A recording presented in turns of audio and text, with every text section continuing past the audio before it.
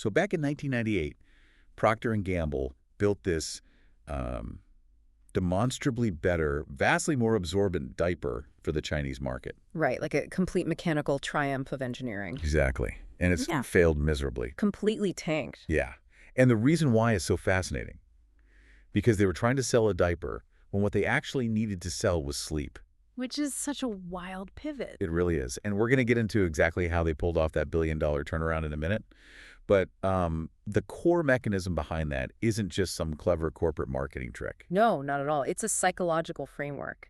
And it's a framework that completely alters how we interact with the physical world. Welcome back to the Deep Dive, everyone. So glad to have you here with us today. Yeah, thanks for joining us. We've got this really brilliant set of notes in front of us, tailored specifically for you. It's an advanced English workbook, and it's built around this article by Tony Robbins titled The Power of Perception in Transformation. And what's fascinating here is that the physical reality of, say, that diaper from the P&G story, it didn't change at all. But the way it was perceived literally shifted an entire market. Right. And our goal today isn't just to, talk abstract psychology. We really want to break down how you can use these exact concepts to elevate your communication. Absolutely.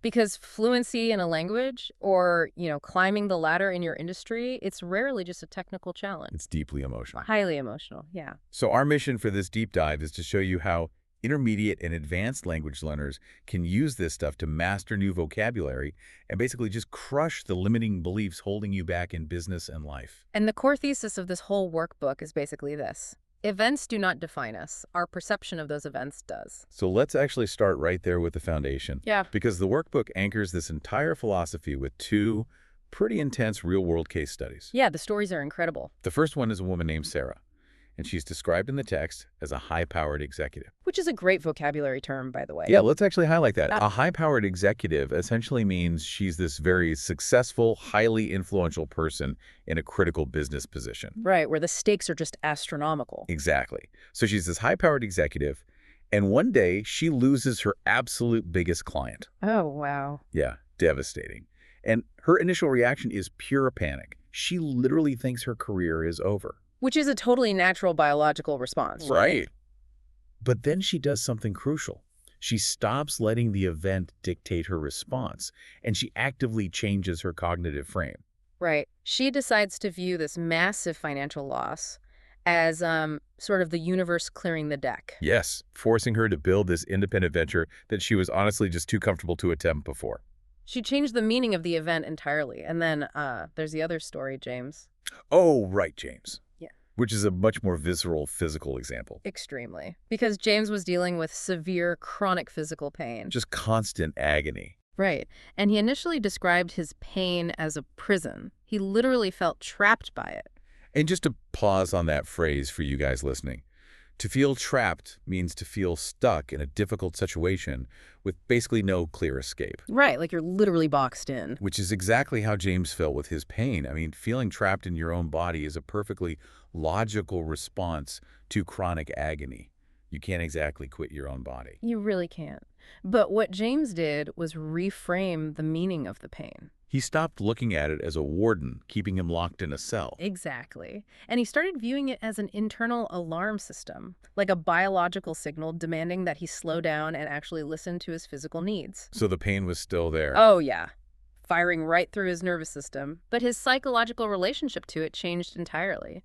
He found a way to live a full life alongside it. Okay, let's unpack this right here, because I can practically hear the friction from anyone listening who has actually dealt with a major setback. Oh, I'm sure there's some skepticism. Right. Because if I am that high-powered executive and I bomb a massive pitch, telling myself the universe is clearing the deck feels a little, I don't know, like toxic positivity. Yeah, like slapping a happy sticker on a disaster. Exactly. Smiling about a financial disaster doesn't magically win my clients back. It kind of feels like we are just pretending bad things aren't actually bad.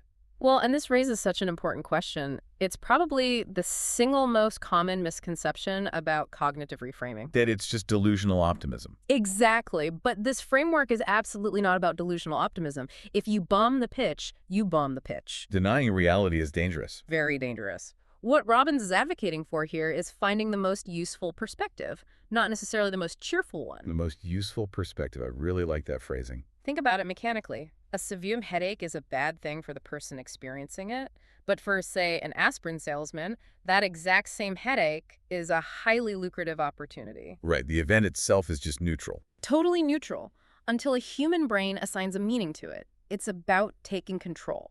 So if Sarah beats herself up and accepts that she is a failure, that paralyzing state prevents her from recovering. But if she assigns a meaning that forces her to innovate, she generates the energy needed to actually rebuild. Exactly. And the workbook introduces another great vocabulary word for this. It says Robbins teaches us to annihilate our limiting beliefs. Annihilate. That is a strong verb. It is. It means to completely destroy or eliminate something. You don't just manage your limiting beliefs or quiet them down. You annihilate them so you can change your state in an instant. Precisely. You clear out that cognitive load so you can focus purely on execution. So the big question for you listening is how? How do we actually annihilate these beliefs on a practical level? Right. What's the actual tool? Because knowing why perception matters is great, but we really need to look at the how. And the workbook outlines 2 specific methods for this. Which are directly applicable to how we handle challenges in the workplace or, while learning a language. Right. And the first tool is context reframing. Oh, the Rudolph example. Yes. The workbook uses the classic story of Rudolph the Red-Nosed Reindeer to explain context reframing, which sounds silly, but it's surprisingly profound. It really is when you break it down psychologically. So think about it. On a normal, sunny Tuesday at the North Pole, Rudolph's glowing red nose is a massive disadvantage. Yeah, it gets bullied for it. It makes him completely stick out. And just to define that for our listeners, to stick out means to be very noticeable or different from others. Usually in a way that makes you a target, right? Exactly. When you stick out in a highly conformist environment, it is incredibly isolating. But then you shift the context. Right, to a dark, stormy Christmas Eve. Exactly. The nose itself hasn't changed at all. It's the exact same nose. But in this new context, his disadvantage becomes a hero-making advantage. The environment changed, so the value of the treat changed. Let me throw an analogy at this just to ground it in the corporate world. Imagine you have a colleague with an incredibly loud, booming voice. Oh, I've had a few of those. Right. Now, if they are sitting in a quiet library or an open-plan office trying to have a subtle conversation, they are going to stick out terribly. It's a severe disadvantage. They're just annoying everyone. But take that exact same person, put them on a stage at a massive public speaking event, and suddenly the microphone breaks. Ah, I see where you're going. In that specific context, their booming voice is an amazing advantage. They save the day. They didn't change their vocal cords. They just found the right context. That is context reframing. Perfect. Dude. Which leads us to the second tool, which is content reframing. And this one is arguably harder, but maybe vastly more powerful. This is when the context stays exactly the same, but you change what the situation actually means. Which takes us right back to our Procter & Gamble Pampers example from earlier. Right, the China expansion in 1998. So P&G struggled with cheap diapers, trying to win purely on price. The product was terrible, sales were dismal, so they did what engineers do. They increased the absorption. They made a better diaper, but sales still flatlined. Right, so they had to do some serious content reframing.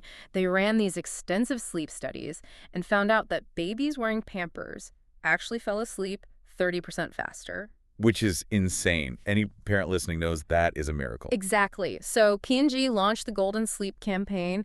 They changed the meaning of the diapers. Instead of selling hygiene, they were selling better sleep and brain development. Same diaper, same market, completely different meaning. And this highlights 2 more great words from the text. First, they managed to completely shift the market. Oh, right.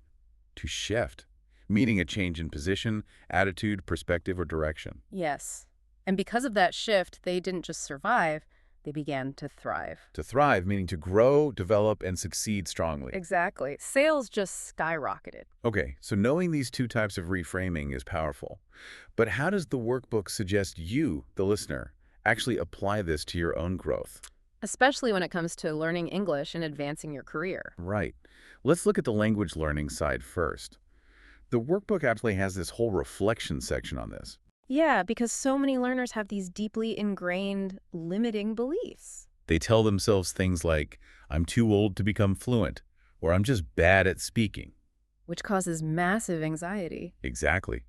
A lot of learners really struggle with speaking confidently. And struggle with is a great phrase there. It just means to have difficulty dealing with something over time. And they struggle because they see every mistake as proof of failure.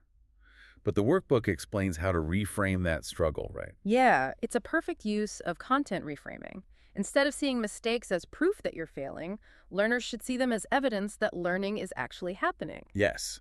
Nervousness isn't a sign of weakness, it's just a sign of growth and exposure. Exactly. You reframe the mistake. It's Yeah. real-time data collection. That is so freeing. And in the business world, setbacks are totally inevitable too. Oh, absolutely. The text points out that presenting in English, for example, can be incredibly nerve-wracking. Oh, nerve-wracking. Great word. Meaning extremely stressful or anxiety-provoking. Yeah, totally nerve-wracking. Yeah. But using context reframing, you don't have to see it as this terrifying threat. Right. You can view it as an empowering opportunity. Empowering, meaning it makes you feel more confident, capable, or in control. Exactly. Because in the context of your broader career, this nerve-wracking presentation is actually a chance for visibility. You get to connect with senior staff you normally never see. You completely flip the script. The visibility that makes it scary is the exact same thing that makes it empowering. That's the power of reframing. Okay, so to give you guys some highly practical value, before we wrap up, we want to transition into a sort of practice lab. Yeah, this is directly from the workbook's conversation Yeah, questions. we're going to demonstrate exactly how an intermediate learner versus an advanced learner might use this vocabulary and these concepts to answer common interview or reflection questions. This is a great way to see the evolution of fluency in real time. Okay, so question 1 from the text. Do you think mistakes are important for learning? Why? A classic question. Right. So an intermediate answer focuses on clear, direct meaning. They might say something like, yes, because when I make a mistake, I learn the correct way. I often struggle with English grammar, but making mistakes helps me remember. Which is a perfectly fine answer. It's accurate. But it's very surface level. Exactly. Now, let's synthesize the deeper concepts. An advanced learner might say, absolutely. I view mistakes as essential feedback rather than failure. By reframing my errors, I can annihilate my limiting beliefs. Oh, that's good. Right. And they'd finish with, it's not just about correcting grammar, it's an empowering process that helps me thrive in real conversations. Notice the difference there. The advanced answer demonstrates a much higher level mindset. It's not just bigger words. No, it's a completely different cognitive frame. Okay, question 2. Now, the intermediate list asks, what is one challenge in your life right now that you could try to see differently? While the advanced list asks, have you ever experienced a major shift in perspective? So slightly different angles on the same concept. Right. So an intermediate response keeps it very practical. Yeah. They'd say, my challenge is giving presentations at work. It is very nerve-wracking. Using the vocab, nice. Yeah. But I can try to reframe it and see it as a chance to show my ideas to my boss so I don't feel trapped in my current role. Honestly, a really solid answer. For sure. But how would the advanced answer elevate the thematic depth? They might say, when I lost a major project, I initially felt defeated. But there was a major shift in my mindset when I used content reframing. Drawing right from the psychological tools. Yeah, exactly. Like the high-powered executive from the workbook, I realized it was an opportunity to innovate. My perception of the event changed my reality. Wow. They're literally taking ownership of their reality in that answer. It shows immense emotional intelligence. Okay, last one. Question 3. Why do some people thrive under pressure while others feel overwhelmed? This one is huge in job interviews. So true. An intermediate construction might be. Some people are confident, but others struggle with fear. If you have a good perception of the situation, you can succeed even if it is difficult. Again, very clear, gets the point across. But an advanced communicator understands the underlying mechanics. Right. And here I'd use my favorite catchphrase. If we connect this to the bigger picture, Ah, there it is. people from all walks of life face pressure, but those who thrive do so because they actively manage their emotional state. Walks of life.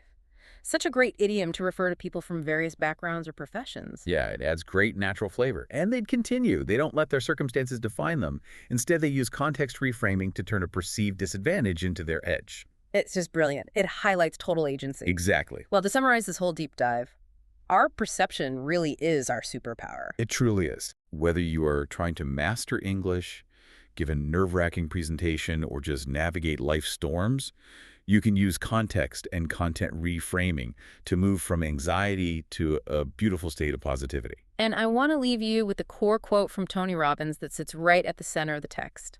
Identify your problems, but give your power and energy to solutions. Yes. Don't ignore reality, Yeah. but be ruthless about where you put your focus. Absolutely. So we want to leave you with a final challenge today.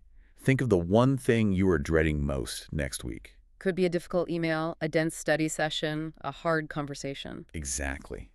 How can you apply content reframing right now to change what that event means to you before it even happens? You are the one assigning the meaning. Make it a useful one. You are the one in control. Thank you so much for joining us on this deep dive. Keep learning, keep reframing, and keep thriving. We'll catch you next time.